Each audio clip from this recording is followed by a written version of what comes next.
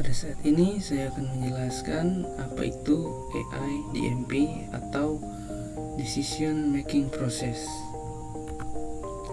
DMP atau Decision Making Process adalah sebuah proses pengambilan keputusan bertujuan untuk memilih satu tindakan terbaik dari beberapa alternatif yang tersedia. Dalam kehidupan organisasi maupun individu, pengambilan keputusan merupakan proses yang sangat penting. Keputusan yang diambil tidak hanya menentukan arah kegiatan saat ini, tapi juga dapat mempengaruhi keberlangsungan organisasi di masa depan. Oleh karena itu, pengambilan keputusan harus dilakukan dengan hati-hati, sistematis, dan berdasarkan analisis yang mendalam. Proses pengambilan keputusan pada dasarnya bertujuan untuk memilih satu tindakan terbaik dari beberapa alternatif yang tersedia. Namun, untuk sampai kepada pilihan tersebut, dibutuhkan serangkaian tahapan yang terstruktur.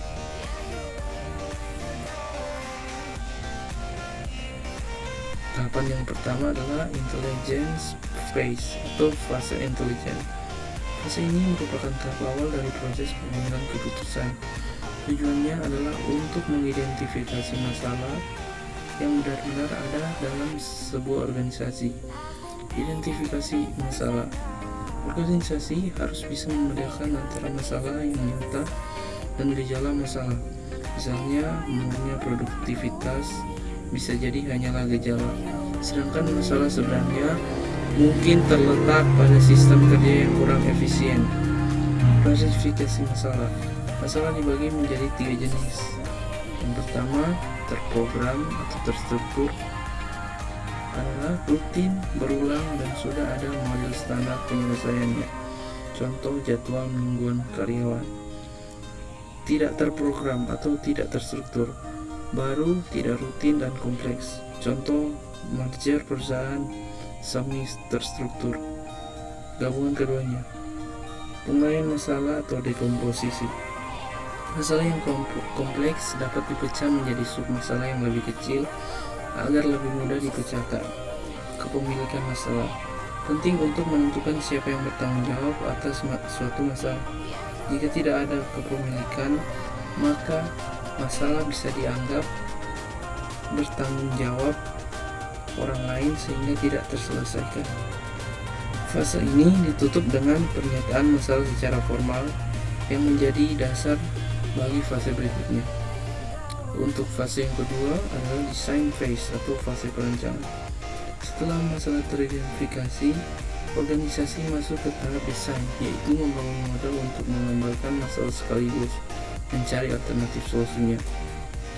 Yang pertama, pemodelan. Masalah dikonseptualisasikan ke dalam bentuk kuantitatif atau matematis maupun kualitatif, misalnya dengan mengidentifikasi variabel keputusan apa yang bisa dipilih manajer, variabel hasil, target yang ingin dicapai seperti laba, dan parameter faktor eksternal seperti kondisi ekonomi. Sederhana dan versus kompleks. Model yang sederhana lebih cepat dibuat, murah, dan mudah digunakan, tapi biasanya kurang akurat. Sebaliknya, model yang kompleks lebih detail, tetapi membutuhkan data besar, mahal, dan memakan waktu. Optimisasi. Dalam tahapan desain, solusi yang optimal dapat dicari melalui 3 pendekatan. Yang pertama, memaksimalkan pencapaian tujuan dengan sumber daya terbatas. Yang kedua, mencari rasio terbaik antara hasil dan biaya. Yang ketiga, menentukan alternatif dengan biaya terendah tetapi tetap memenuhi syarat minimum. Model deskriptif. Jika optimisasi sulit, digunakan model deskriptif seperti simulasi, forecasting, manajemen antrian, atau analisis dampak lingkungan. Model ini tidak terlalu menghasilkan solusi terbaik, tetapi cukup untuk menggambarkan konsekuensi dari berbagai alternatif. Tahapan yang ketiga, choice phase atau fase pemilihan. Fase terakhir adalah organisasi benar-benar memilih solusi yang berkomitmen menjalankan. Evaluasi alternatif. Semua alternatif yang tersedia dievaluasi berdasarkan pencapaian tujuannya. Tujuan organisasi, misalnya jika tujuan utama adalah laba, maka setiap alternatif dibandingkan dari segi potensi keuntungan. Metode pencarian solusi. Ada beberapa pendekatan yang bisa dipakai. Yang pertama, analitik atau menyelesaikan masalah dengan formula matematika. Algoritma, langkah-langkah sistematis untuk menghasilkan solusi. Heuristik, aturan praktis atau pengalaman. Blind search, pencarian acak tanpa pola tertentu. Analisis sensitivitas digunakan untuk menilai apakah solusi dipilih cukup tangguh menghadapi perubahan kondisi.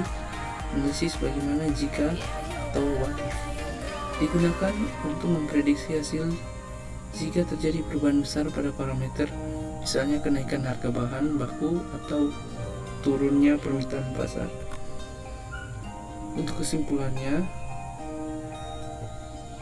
proses pengambilan keputusan melalui 3 fase utama, yaitu intelligence, design, dan choice, membantu organisasi dalam mengidentifikasi masalah, merancang solusi, dan memilih alternatif terbaik. Setiap fase saling melengkapi. Intelligence phase memastikan masalah didefinisikan dengan tepat.